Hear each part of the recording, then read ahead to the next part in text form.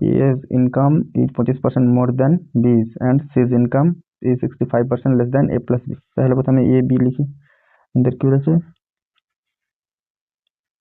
A B C আর A plus B এগুলোই বলেছে। তাহলে আমাদের 25% কে বলেছে? A এর ইনকাম 25% বেশি B এর থেকে। তাহলে এটা 100, এটা হচ্ছে 125, আর এটাকে শর্টকাট করে নিতে পারি, এটা 5, এটা 4, আর সিজ ইনকাম 65% লেস দেন বলেছে, 65% লেস দেন এবি। তাহলে এবি হচ্ছে কত?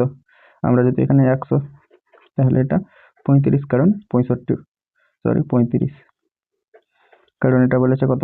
65% লেস দেন, তার জন্য। তাহলে এটাকে আমরা শর্ট করে নিচ্ছি 7, আর এটা হচ্ছে 20। কিন্তু এখানে দেখো এবি মিলে হচ্ছে 9, আর এটা হচ্ছে 20। তাহলে এটাকে 20 দিয়ে গুণ, আর এটাকে 9 দিয়ে গুণ। এটা 9 দিয়ে গুণ মানে এটাও 9 দিয়ে গুণ। তাহলে এটা হচ্ছে 63, আর এটা হচ্ছে 180, আর এটা তাহলে কত হচ্ছে?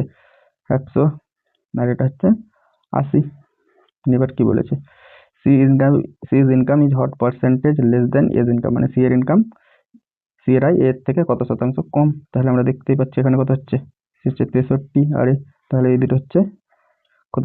37। 100তে 37 কম মানে 37%ই হবে। তুমি ডাইরেক্টও এটা করতে পারো। তাহলে কি হচ্ছে? 37%। চলো, এটার অপশন ডি। চলো।